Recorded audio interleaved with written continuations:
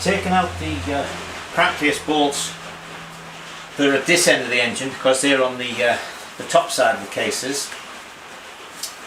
I think I've got everything out here. I'm hoping I can just leave the sump and the oil filter on. It is strange how everybody uses mole grips or whatever for oil filters. Never seem to use the right size spanner. So anyway, we'll take these out, see what happens. Nicely, some at 12 millimeters.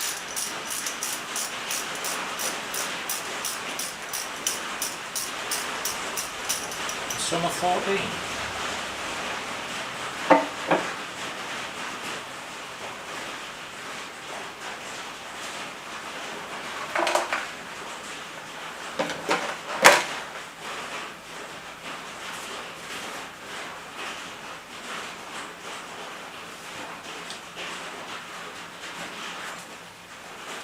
You can see there the rear engine mounted.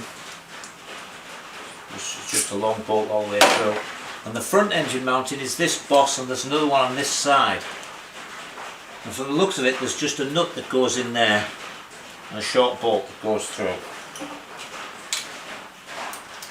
I've had a quick measure, and this is 8.5 inches wide, and the rear of the Commando frame is just on 8.5, and these are about the same. So see, this one sticks out a little bit more than that one, so we're going to have a look at it.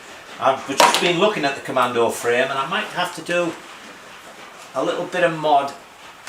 Oh, come on! To the bottom tubes.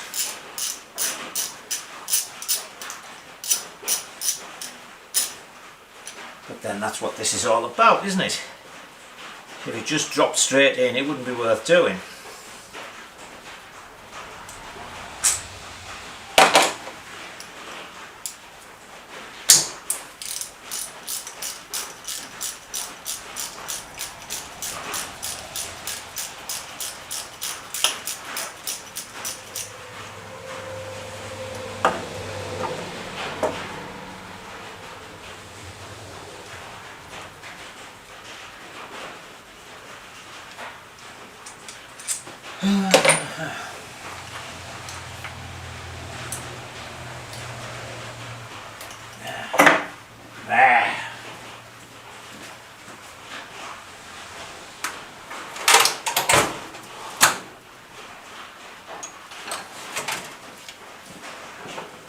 So it's just a short one to do.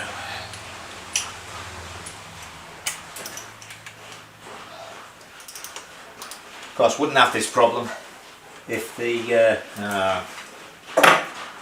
let's tear this filter off.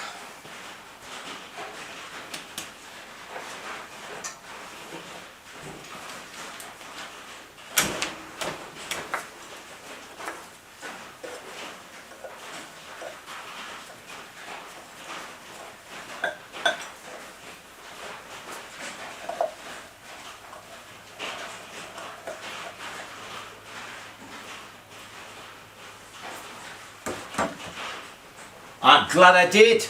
There are 2 more engine mounting bolts in there.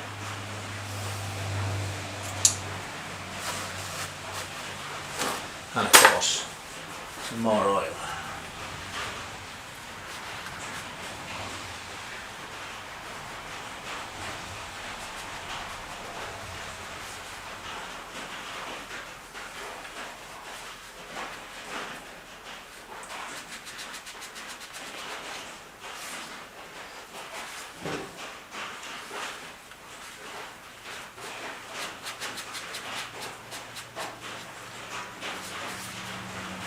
I suppose this is all an object lesson in reading the workshop manual before you start. But who does that?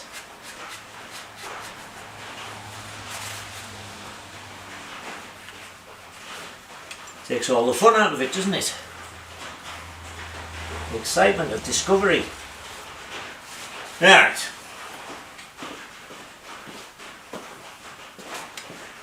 Let's see what we can do now. Now we don't need that extension.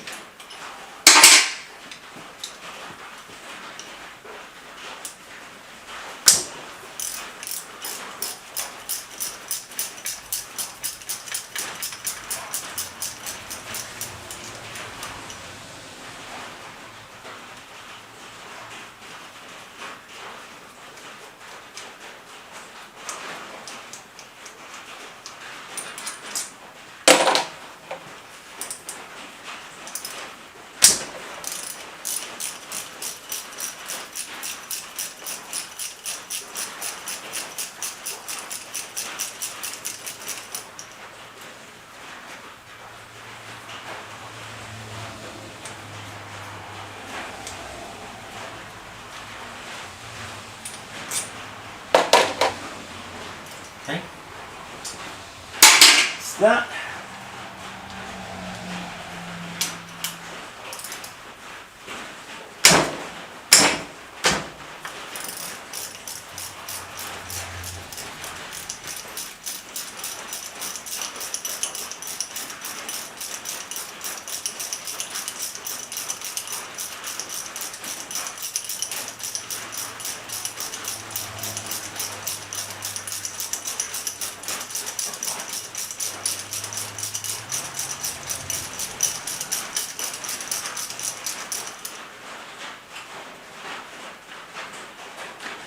Oh, now that one is oiled down there,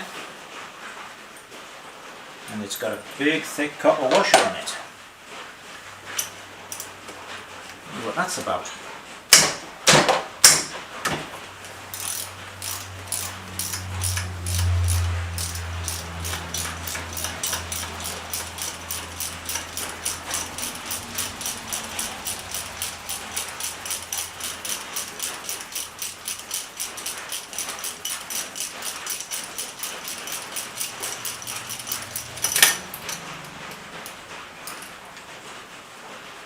And that's the same.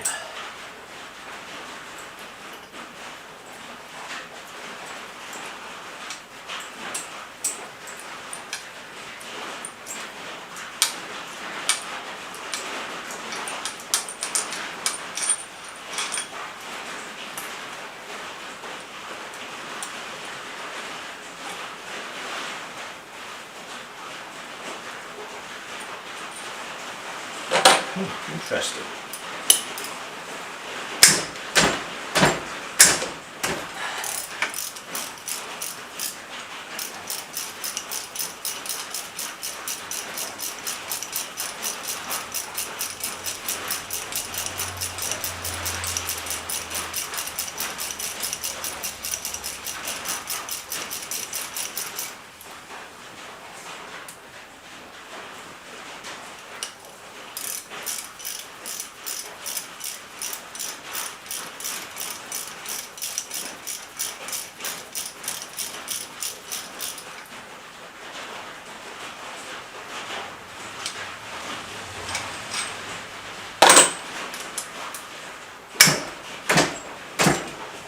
Come on.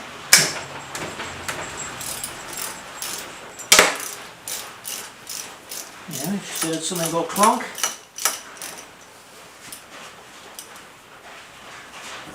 It's only on the bench, so we'll find it. And I will obviously have to use the workshop manual putting this together.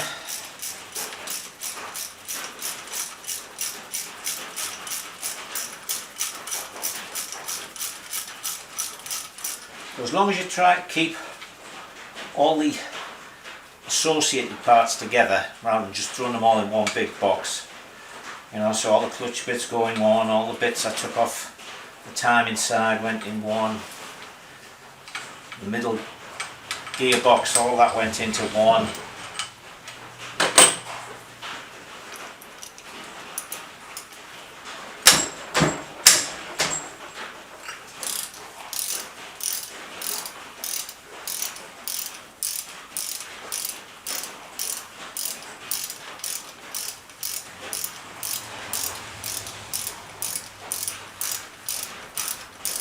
Well, it looks as if all of these 8mm bolts Are they 8mm or are these? Yeah, these look like. No, these are 10mm. The others are 8mm. All these 10mm bolts seem to have the thick copper thick copper washer. I guess they are on the bottom side of the engine.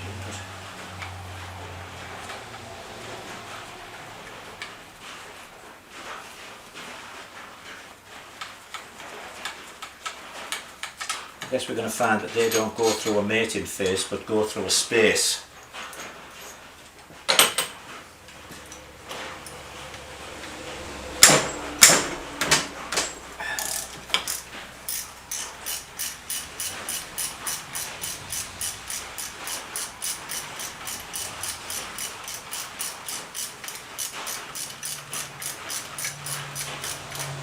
Getting near knocking off time.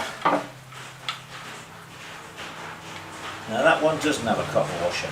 Or is that copper washer stuck to the bottom? Yep, it does have a copper washer. It's just dirty. Alright. They're all out. They're all out. That's out, that's out. All the other ones are on the other side. Can't see any.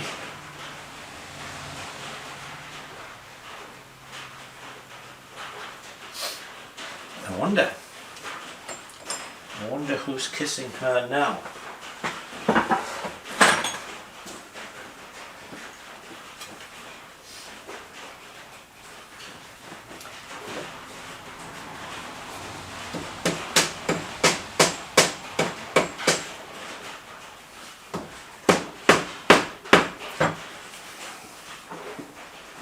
Of course, 40 years of being bolted together probably means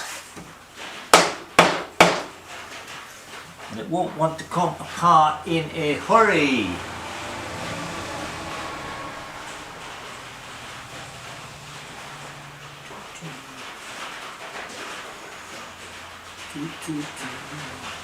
Can't see anything else.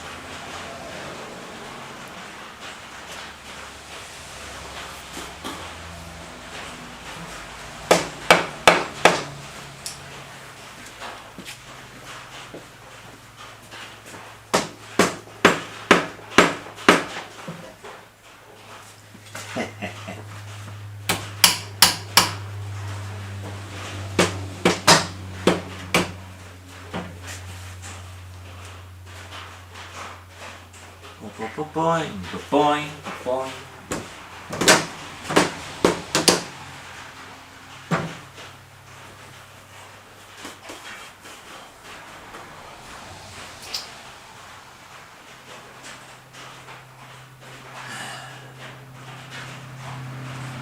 You know, the clock on the wall, who was it said that? Was that Bruce Forsyth? In the game show thing? Beat the clock.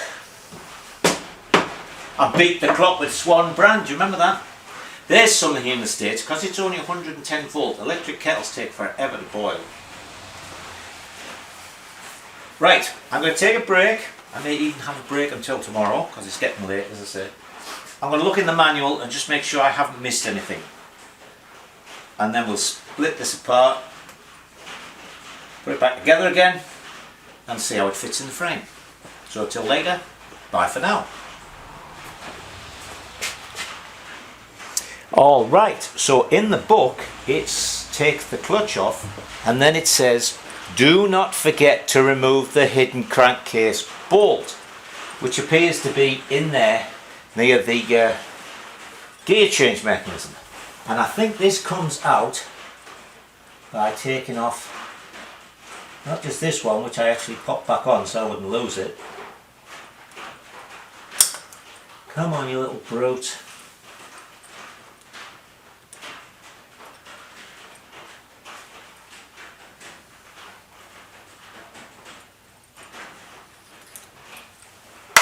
But also this one, and then the centre might come out.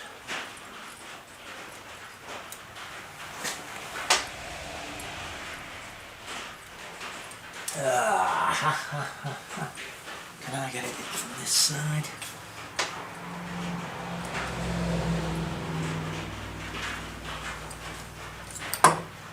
There's one little wash one. basin washer.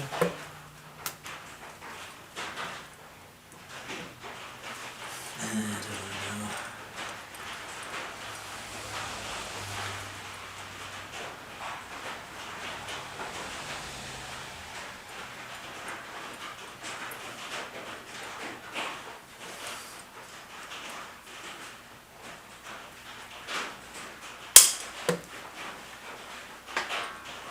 Doesn't seem to be enough space to get it out, which of course is impossible because they got it in. Oh, now come on.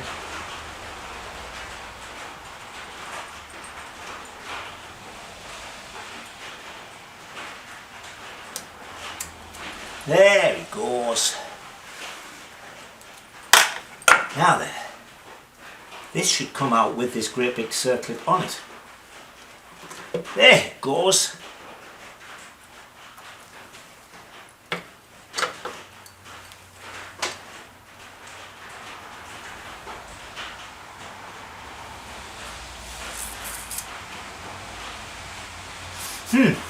We'll have to look into that. Then. Alright, well let me get round here again. And you see that in the light? It's splined all the way around.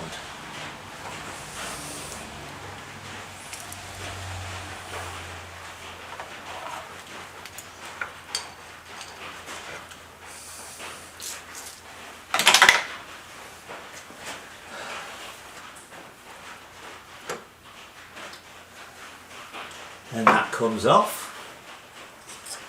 And that comes off. Then there's another. They like their little C-clips, don't they? They don't call them C-clips here, they call them retaining rings or retaining clips or something like that. I'm trying to educate them, you know, but it's a big job because there's only one of me and there are several hundreds of millions of them.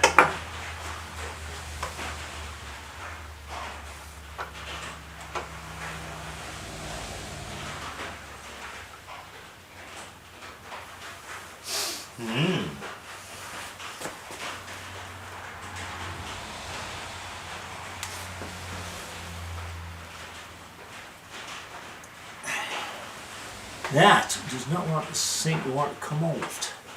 There's the clutch pack, you see.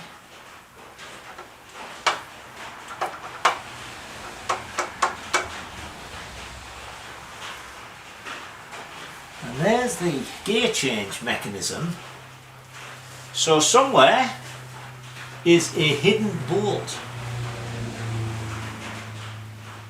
Well, it isn't half hidden, because I can't see the bloody thing.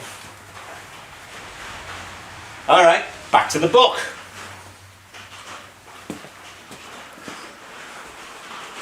Now according to the manual, this doesn't look like this. There's a big nut on there. So obviously the manual I've got is for a different iteration.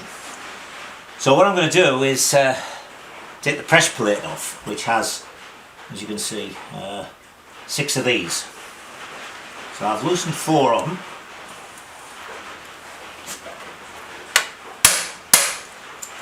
Five of them.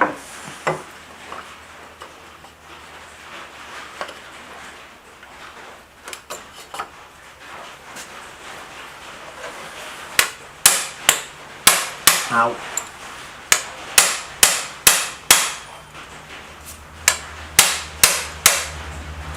Six of them. I hurt my little self there. Okay. Somewhere's a big screwdriver. Where's it fallen down to?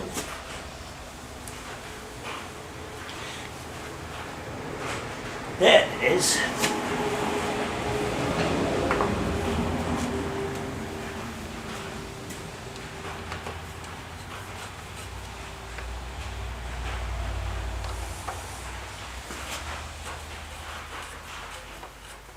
I need another blue thing.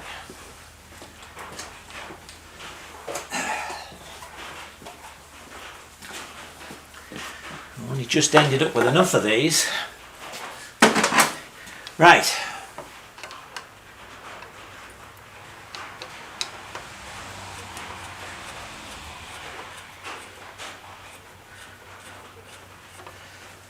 What makes the clutch look slightly odd is to us, to we British bike types, it's on backwards. The drive's actually out here. Instead of being the drive on the back, the drive's on the front, driving the clutch in, and then the drive out is at the back. So, clever stuff.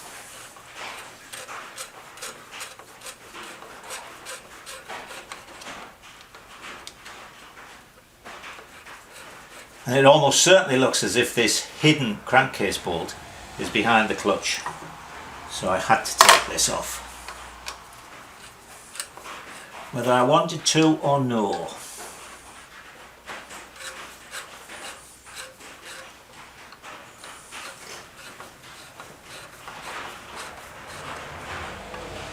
And hopefully the cases will just come apart.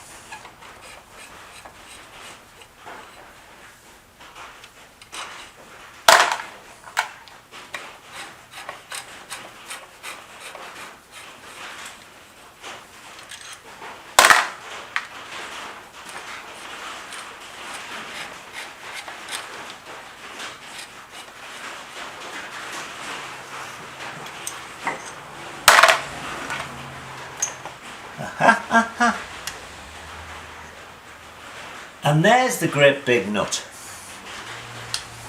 So the manual didn't even tell you about taking them out. God.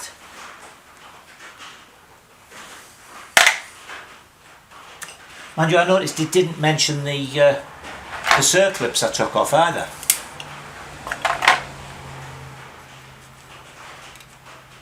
So,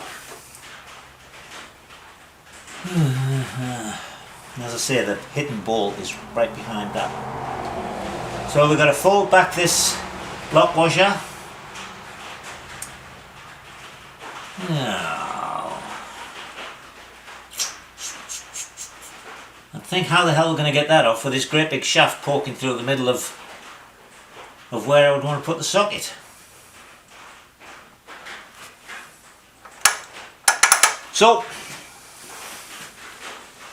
let me assemble some stuff and see what we can do. Now I don't have a long socket, and I want to get this finished, and as I say, we're just trying to get things sorted. So if we're going to use the engine, we're going to be using some new stuff in it. So what I've done is I've just got a sprag in there to hold that, and we're just going to pop this off with a, or at least that's the plan. God, this is on tight.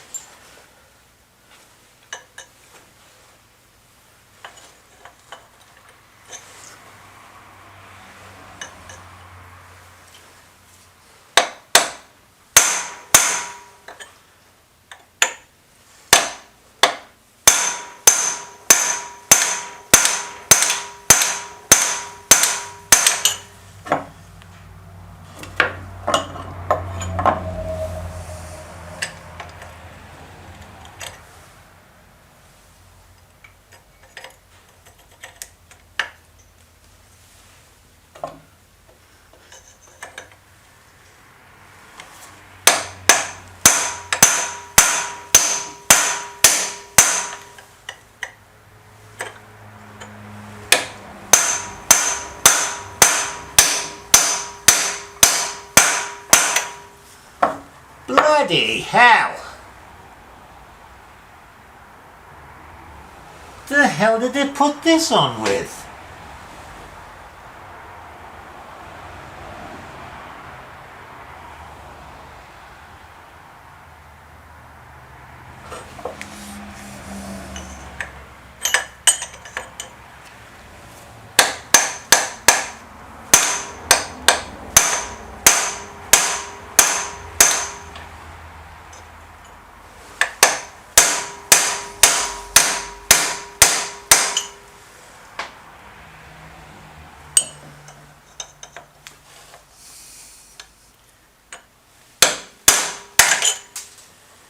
Gee, me!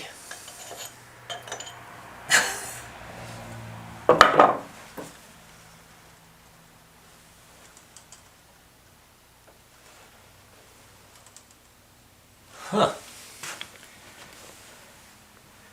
Let me press on with this. Well, I've checked in the book because I had a nasty feeling, you know, this couldn't be left-handed, but it's definitely not. So anyway, I batted on and it started to move.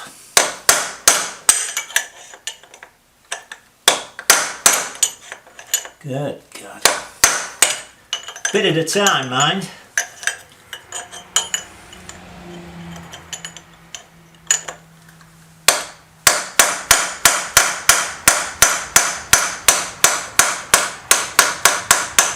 There we go. At last.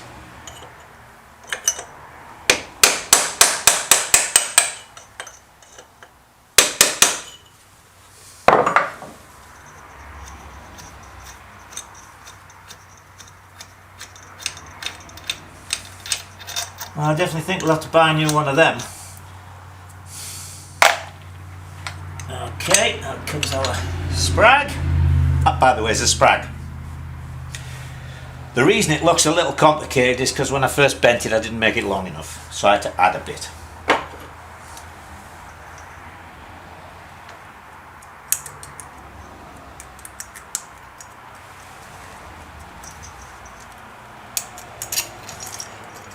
Lock washer. Thick washer with a slight taper to it.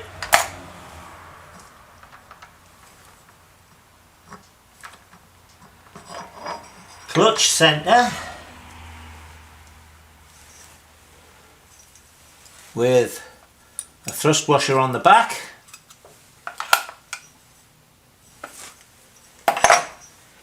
And can you see it? The amazing hidden bolt. Okay. Wah, wah, wah. Wah, wah, wah. Now then, all we need to find now is where have we put 14. Yeah. Oh, damn it. You know,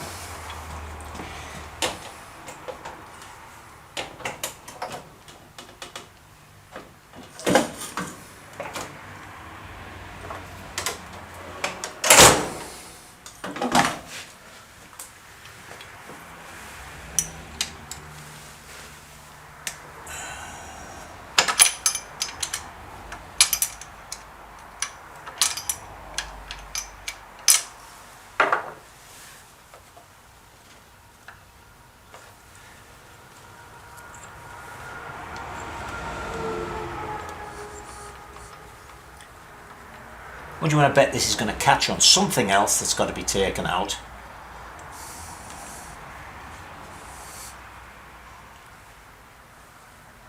Don't want to just hit the idea of production lines, because everything might go on easily on the factory. That's only because everything else is going to go on afterwards. God.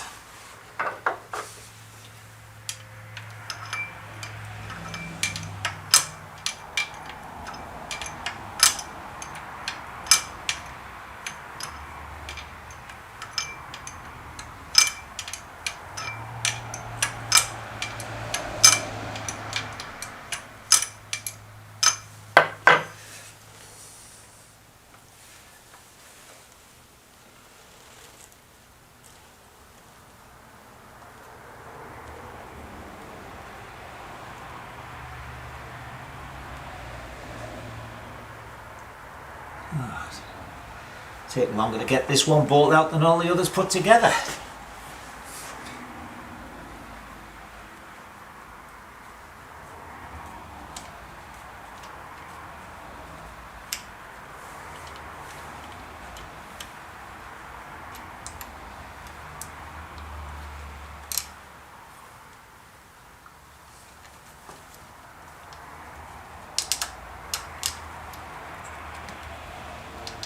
Will it come out? Yes, it will. Yeah, all right. And it's only a little one as well.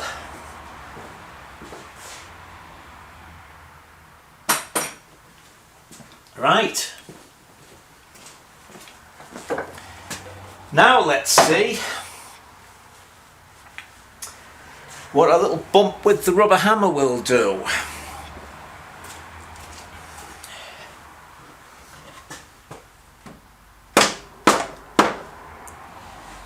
Still not a lot.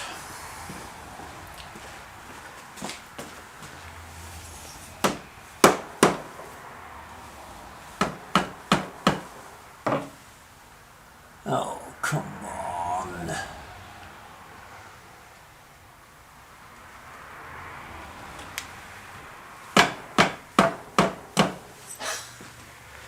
Of course, it's got gasket cement on. It's got factory gasket cement on, which probably means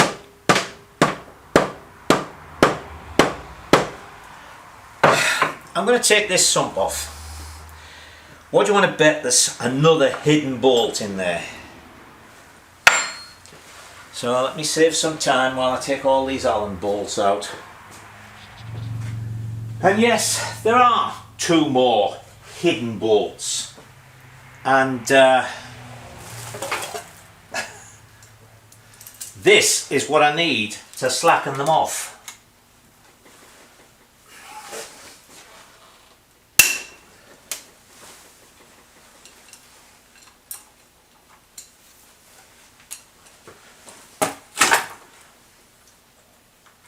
So,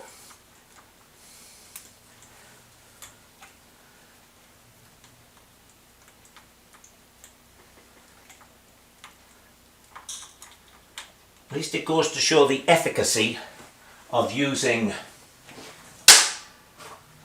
a rubber mallet to give it that initial tap with and not just pounding on it. Well, I've just been out this morning to a friend of mine who owns a trials bike shop, and he had a customer call him and said, "Hey, I bought a trials bike off you a couple of years ago. Was it a Scope? I can't remember. Anyway," he said, "I haven't used it for a couple of years, and when I got it out, the kickstart wouldn't budge." So his remedy for that: so I hit it with a sledgehammer and it freed up, but now when it runs it makes a noise. What do you think the noise is? Takes all sorts, I suppose. Okay, now here we go. That sounds better.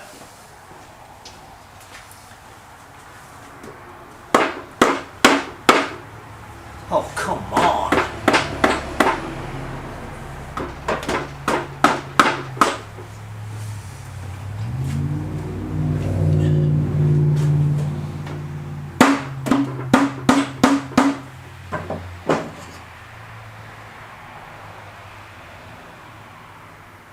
There can't be another bolt in here. They're just holding on the oil pump.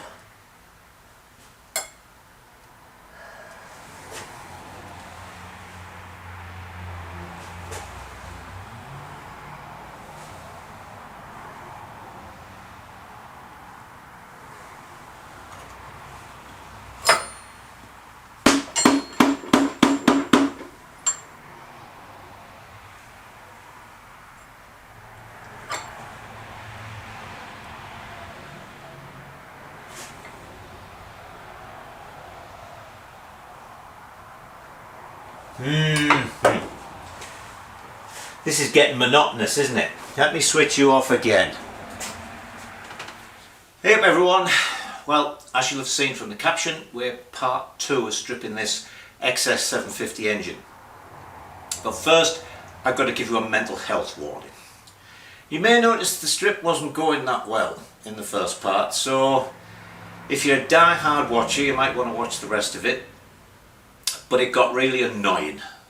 Partly it was being penny wise pound foolish sort of thing. I was trying to get it apart without taking too much off, and in the end there was so many hidden bolts behind little covers and things, and the book said to take the top off instead of the bottom off, so as you'll see in a moment I ended up stripping it basically completely. Head, barrels, everything came off. So you'll notice there's sort of a big chunk skipped, because all you would have seen was me ranting and raving and cursing and swearing and getting covered in oil and stuff. So what we're going to do to finish off is there's a little bit of sort of the engine strip, but then we're going to go to what I'm going to show you now, which is basically everything stripped. We're going to pop the bottom of the cases into the frame to make sure everything seems to fit there, and what we're also going to do is look at the shaft drive where it takes off from the engine, because as I mentioned earlier I think I really looked out on that. So let me show you the bits and pieces laid around, then we'll look at the shaft drive piece, then we'll put the bottom in the engine, and then you can all go and have a cup of tea and wait for another week to get over the mental stress of watching this. So here we go. So this is what it came down to. There's the mid gearbox as it's called, which is what takes the drive from the engine and turns it round 90 degrees to go to the shaft. We're going to strip that in a minute. There's finally the two crankcase halves. That's the top and that's the bottom. As I say, I had to strip it all apart because like for instance the pistons won't come through, so you've got to take the pistons off to get the crank out, and so in the end it was just easier to take it all apart. So there's the barrels, there's the head. Although obviously after all these years it was difficult to take apart, it seems to be very nice inside. Main bearings, big ends, everything seems to be good. Then of course naturally we have a great big pile of bits and pieces, and we also have a crank and some of the gearbox. That crank, by the way, when I pulled it out I was so intrigued by the weight, I put it on the scales, it's 22 pound, and surprisingly enough the gearbox weighs an awful lot as well, but I'm going to leave one shaft of that in. So okay, let's get on to the shaft drive. So here's the middle gearbox disassembled, and the Haynes manual was no use at all because it said that it had to be taken to a specialist and was not serviceable, therefore they weren't mentioning it. So there's the empty gearbox casing. Now I mentioned that I thought I'd fallen in lucky, and that's because I was expecting that the bevel gear here would be something really clever as far as the shaft went, and actually it's just splined onto the shaft. So I thought, great, I can just take that off. And then I thought I'd got really lucky. Hang on, I've left it over here. Oh.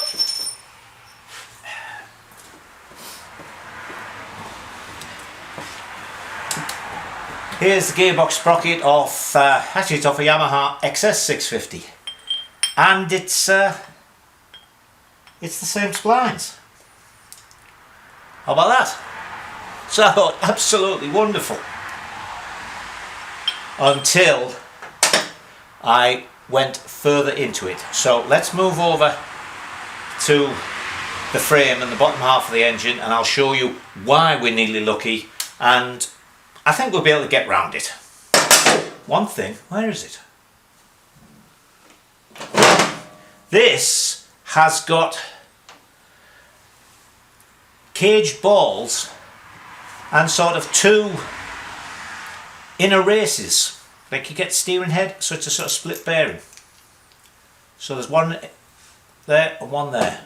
Isn't that interesting? Fascinating, they say. You're cracking up, Michael. Alright, let's go over and look at the frame and the bottom half of the engine.